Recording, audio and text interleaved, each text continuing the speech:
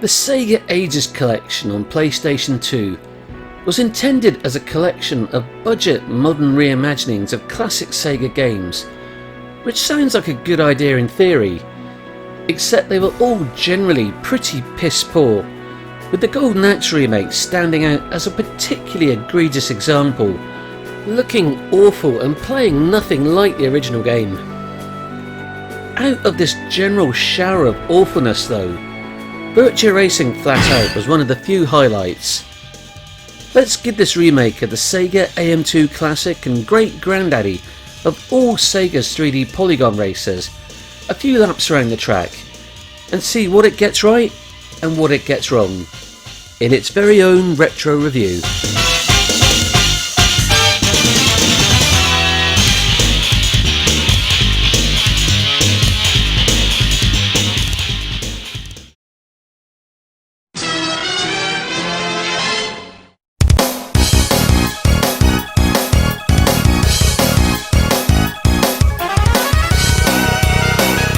Okay, so if you're any kind of a fan of arcade racing games, or heck, racing games in general, you probably don't need any introduction to Virtua Racing.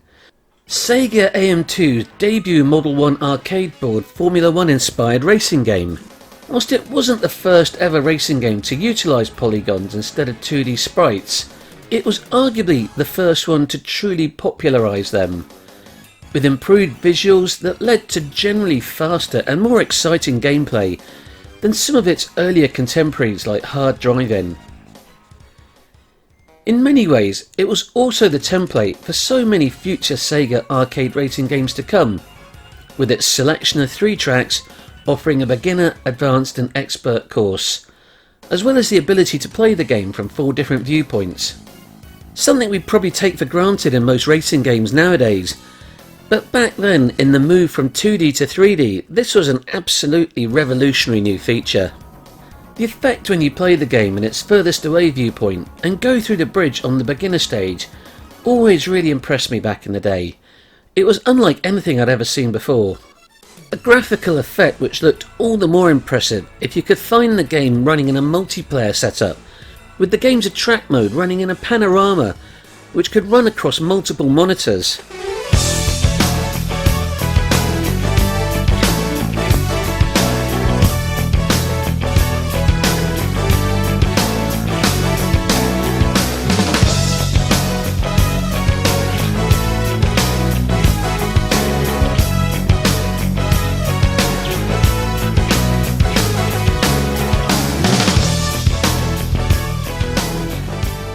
The game came in a variety of different stand-up and sit-down cabinets, with a local bowling alley near me having one of the twin versions, with a later revision of the game that was known as Virtua Formula, boasting some gigantic life-size Formula 1 cockpits that you could sit in.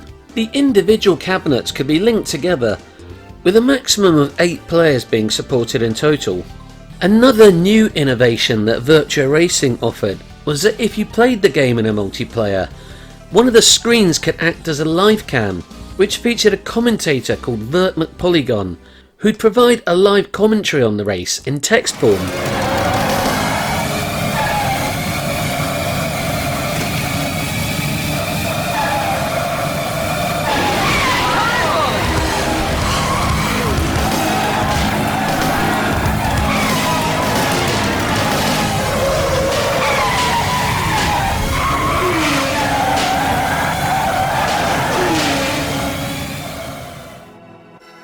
Now, I mentioned earlier about Virtua Racing acting as the template for so many Sega arcade racers that came after it.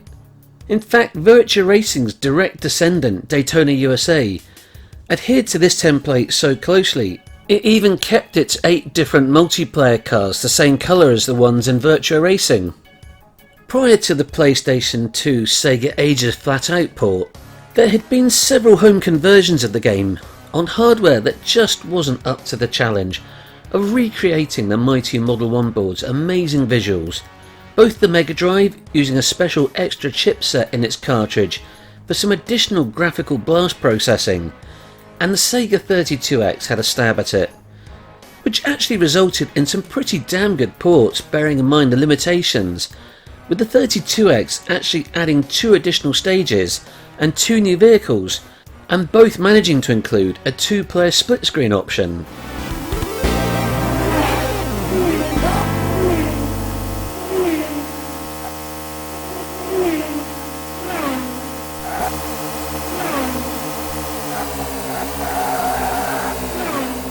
The Virtua Formula car even made a cheeky little cameo in the Mega Drive port of Outrunners, which also included a couple of Virtua Racing's jingles, but was only present in the Japanese version and not the US version for some reason. There was also a Sega Saturn version of Virtua Racing, which I never actually played back in the day, which for some weird reason was ported by Time Warner Interactive rather than by Sega themselves. To make things even weirder, Sega didn't actually give Time Warner access to the Virtua Racing arcade board source code, so they had to literally recreate the game from the ground up, just from watching videos of it and playing it in the arcade. This resulted in a not terrible but obviously slightly suboptimal looking and handling port, a bit like your nan knitting you a Super Ted plush toy that sort of looks like the source material, but is somehow still just a little bit off, instead of just buying you one from your local Toys R Us, the skinflint old cow. There are some pretty cool new arrangements of the original arcade tunes in the Saturn game, although they do sound ever so slightly cheesy, and it also had its own load of unique new tracks and cars. It's not a terrible conversion, especially considering the weird constraints Sega put on Time Warner, but it does feel like a bit of a missed opportunity, given how good the in-house developed version of Virtua Racing Deluxe on the 32X turned out.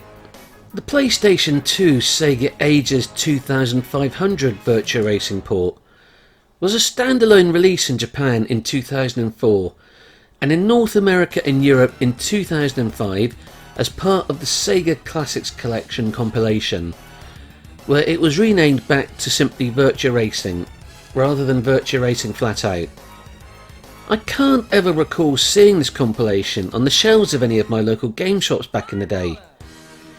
It's a bit of a weird one, as you'd have thunk the Sega connection would have been enough of a hook to get me interested back then, but this one somehow just totally eluded me.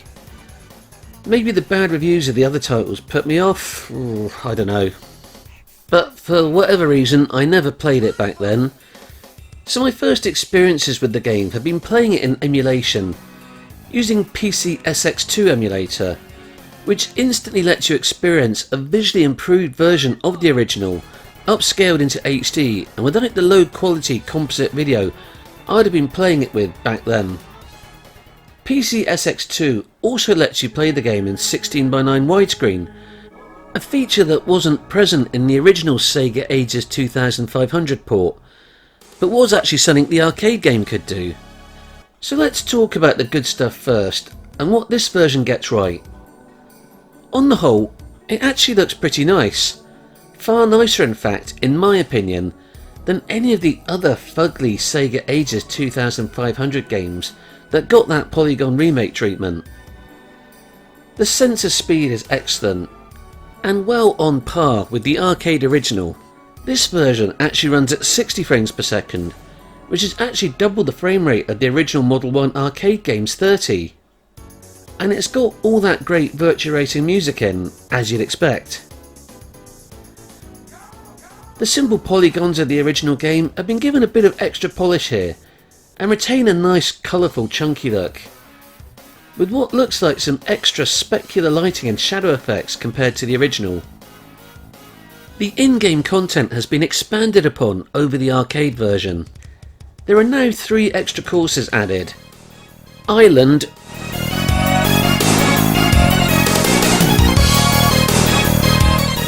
Mountain,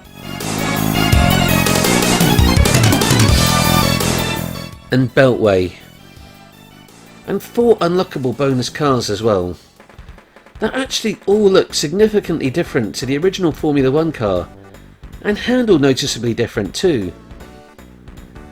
The cars sort of generally handle well, but there's something visually that just looks a bit off about their handling, which I'll come on to in just a second. You can now also choose whether to race during the day or evening, and whether you want cloudy or clear conditions. There's an arcade mode that keeps the track selection to just the original 3 and the original arcade Formula 1 car, retaining the arcade cabinet's track selection screen. There is also, however, a practice and GP mode that lets you use all the new tracks and cars. The GP features a race across all 6 tracks for points, and the bonus cars are unlocked in a specific order each time you complete it. There's also a split screen 2-player mode. I've heard rumblings on the internet, pun fully intended there, that the game had wheel support and possibly force feedback, but I've no idea if that's true or not. I've never actually tried hooking my racing wheel up to it, and I've only ever played it with a pad. Okay, so on to the bad stuff. Whilst the game plays pretty authentically to the arcade original, something visually just looks a bit off about the way the cars handle. Like, instead of turning like an actual car, it looks more like they've just got some sort of pivot in the middle that they're spinning on. It's a bit weird. Also, manual gears don't behave any differently than automatic. You can literally shift up to 7th gear on the starting grid and go zooming off as soon as the countdown finishes, faster than a greyhound with a rocket up its arse. Although the shiny new 60 frames per second graphics generally look really nice, the draw distance in the game is pretty atrocious. And as you're playing it, you'll be aware of scenery just popping up from nowhere all the time. With regards to the game's sound, although the music and the sound effects are all pretty authentic, the constant tyre screeching sound as you turn corners will make you want to poke your eardrums out with a knitting needle after a while.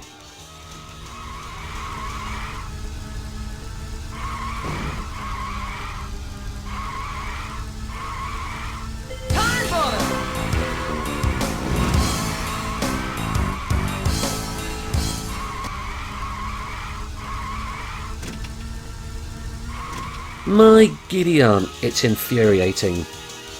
I'm really not exaggerating here. This noise is like fingernails on a chalkboard and will have you reaching for the mute button before long. It also feels like there's a bit of a general lack of effort in terms of some of the game's presentation. Things like when you complete the Grand Prix, for example, there's no fanfare or podium presentation or anything. You just immediately get returned to the car selection screen. In fact, the game only does this, along with a staff roll, once you complete all 5 sets of the GP. But for me, one of the biggest issues with the game is its terrible collision detection. There's no graduation between a minor and a major collision with a CPU car. If you so much as graze a CPU car's tyre by a nanometer, it will make your car spin out and come to a complete stop.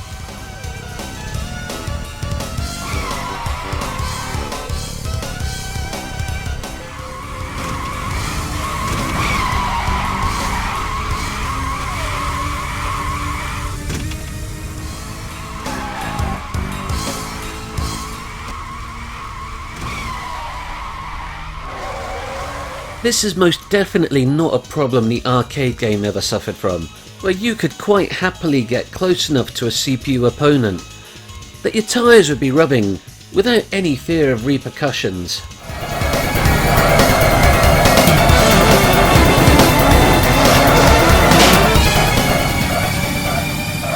This does quite fundamentally alter the gameplay, because it now makes getting around some of the tight corners so much more difficult. Because you now can't have even so much as the slightest glance of contact with one of the opposing vehicles. And the CPU cars will make no effort to avoid you. They will actively drive right into you as you're attempting to go around a corner. They will drive right in the way of your racing line, taking up all the track, making it really hard to get past them sometimes. If you're taking a corner slowly to try and avoid hitting the CPU bell end in front of you, the car behind you will quite often just drive straight up your arse and make you spin out. If it's a narrow stretch of road, the other CPU cars will drive into the back of you as you try to pull away, sometimes multiple times. It can get pretty frustrating. I've got nothing but happy memories of playing the original arcade version of Virtua Racing, and the Sega Mega Drive version too. And I can't remember the CPU drivers in either of those versions being this annoying. Fortunately though, this isn't too much of an issue in the GP, as what I tended to find was that as long as you could pull into first place within the first lap, you could keep the CPU players at bay. The CPUs are mega rubber bandy though, and something weird I also noticed was that the first and second place cars would seemingly get some kind of rocket fuel injection if you lost line of sight visual contact with them. The two dots representing them on the map would suddenly pull away from you with an alarming turn of speed which wasn't at all representative of how fast they were actually going when you could see them in front of you. This made it really hard to try and catch them back up if you lost sight of them. Like I said though, if you could get in front of them on that first lap, providing you didn't crash, you could stay out in the lead for the whole race. So yeah, overall, there's good stuff and bad stuff with this version of Virtua Racing, but I think the good stuff just about manages to outweigh the bad. I mean, you can't beat blasting around the original 3 tracks in this, and the new ones are pretty decent too, and the bonus cars are all pretty nice and not too much of a ball ache to unlock. I actually found the new intermediate mountain course though weirdly harder than the original expert stage, because it's got a lot of narrower sections which were a right pain in the arse getting past the CPU cars on. Of course, since this was made, there's been a further port of Virtua Racing on the Nintendo Switch, ported by old school Sega Conversion Supremos M2. This game is natively widescreen and runs at 60 frames per second, and also upscales and improves the original arcade machine's graphics, but in a way that looks far more authentically Virtua Racing-like than the PS2 game, whilst also eliminating any pop-in. Apparently a 3DS port had been in the works too, which I'd have loved to have seen, using the stereoscopic 3D, and if they could have retained the multiplayer feature using the 3DS's wireless link-up ability, that would have been even better. Apparently though, that version was shelved in favour of the Switch game. An independent game studio even had a crack at trying to do a Game Boy Advance port, going so far as to complete a single level of it, which they showed to Sega in the hopes that they would let them publish it. But Sega decided not to go down this route, which is a shame because it actually looked quite promising. So is the Switch version better than Virtua Racing FlatOut on the PS2? I think the Switch game is definitely the best looking version of Virtua Racing I've ever seen.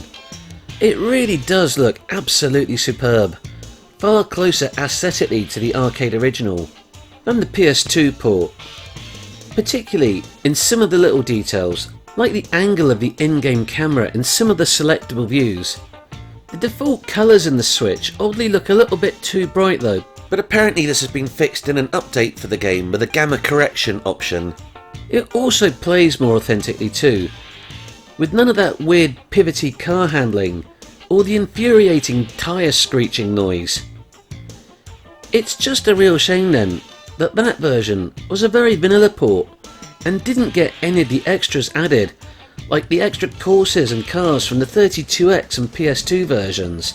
I mean, how incredibly awesome would that have been? A port of Virtua Racing with the Switch's incredible visuals and arcade perfect handling, but with the 32X and PS2's bonus courses and cars added in as well. In fact, the lack of extra content in modern arcade ports is a bit of a general bugbear of mine, so much so I actually made a video about it a while back, which I'll add a link to now in one of those YouTube card thingamabobbies. So there we go, Virtua Racing FlatOut on the PS2. A half decent attempt at trying to port Sega's Model 1 classic to a home console that unfortunately just falls a bit short of the finish line. No doubt some of its shortcomings, can be attributed to its status as part of a 2004 series of games that were supposed to be part of a budget line. But it's just a shame that in this instance, budget seems to equate to slightly half-arsed. Having said that though, it does still manage to stand pretty much head and shoulders above most of the other 3D-ified Sega Ages 2500 series, looking noticeably prettier than stuff like 2500 Outrun and Afterburner. Overall though, it is a fun experience and I would recommend giving it a try. Despite the issues that I mentioned before with the collision detection and the handling. It's a shame though that Sega didn't invest a bit more cash and effort into developing it. The PS2 later proved itself to be more than capable of handling more advanced Sega arcade racing ports, with the system receiving a pretty much one-to-one conversion of the Model 2 arcade board classic Sega Rally, which was given away as a bonus DVD with Sega Rally 2006, which frustratingly never saw a release outside of Japan. The PS2 was even home to a really quite incredible and faithful looking port of Outrun 2 SP, which ran on the Sega Chihiro board, an arcade board several generations more advanced than the good old Model 1. Maybe once we're on to the next generation of consoles, Sega could give M2 another roll of the dice, and we could finally get that better than arcade perfect looking version of Virtua Racing, with all the content from the versions that came before it. Yeah, it's never gonna happen, but there's no harm in dreaming, right?